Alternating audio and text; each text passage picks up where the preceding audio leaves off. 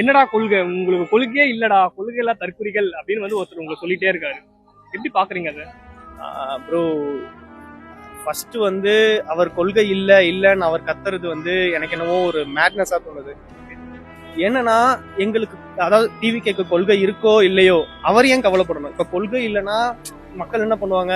Okay, இவனுக்கு கொள்கை இல்லைன்னு சொல்லிட்டு இவனுக்கு ஓட்டு போடாம மாத்தி தான் போட போறாங்க. கொள்கை இல்லைன்னு இவர் கத்துறதால மட்டும் அவங்களுக்கு கொள்கை வந்துருமா? First point. கொள்கையோட நிறைய பேர் சுத்திட்டு தான் இருந்தாங்க. ஆனா அவங்களால என்ன பெட்டரா இங்க பண்ண முடியும்? ஓகேங்களா? இப்ப இந்த கொள்கையே இல்லைனாலுமே விஜய்க்கு வந்து அவர் ஃபோக்கஸ் பண்ணது என்னன்னு நான் பாக்குறேன்னா, ஒரு பெட்டர் சேஞ்ச் கொண்டு வரணும், இங்க என்னென்னலாம் தப்பா இருக்கோ அதெல்லாம் சரி பண்ணணும்னு நினைக்கிறாரு. அதுதான் அவரோட கொள்கை. அது ஸ்டேட்மெண்ட்டா அவர் சொல்லனாலும் அவர் அதான் அட்ரஸ் பண்ற மாதிரி நான் ஃபீல் பண்றேன். அதுதான் ஒரு ஃபோக்கஸ் பண்ணி எலெக்ஷன்ல நிக்கிறதும் சரி, எலெக்ஷன்ல ஜெயிச்சாலும் சரி, அதை பேஸ் பண்ணி தான் அவர் சேஞ்ச் பண்ணுவாருன்னு நான் நினைக்கிறேன்.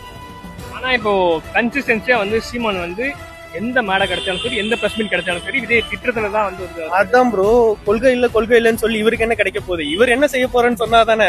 எனக்கு கொள்கை இல்ல ப்ரோ, அவர் கொள்கை இல்ல, அவர் இவர் எடுத்துக்கிறார், இதனால அவருக்கு வந்து எந்த பிரச்சனமும் கிடைக்க போறது இல்ல. நீங்க என்ன பண்ண போறீங்கன்னு சொல்லிட்டு நீங்க ஓட்டு கேட்கறத விட்டுட்டு அடுத்தவன் என்ன சொல்றான், அவனுக்கு கொள்கை இல்லைன்னு சொல்லி இவருக்கு என்ன கிடைக்க போகுது? கொள்கை இல்லைன்னா தூக்கி அடிச்சிட போறாங்க. அவருக்கு இருக்கோ இல்லையோ அதை ஏதோ அவர் ஒரு பேஸா வச்சுட்டு வராரு. சப்போர்ட் பண்ணணும் இல்லையா? நான் சப்போர்ட் பண்ண மாட்டேன், தனியா ஒதுங்கி நிக்கணும். அதை விட்டுட்டு அட்டாக் பண்றது தப்பு தான்.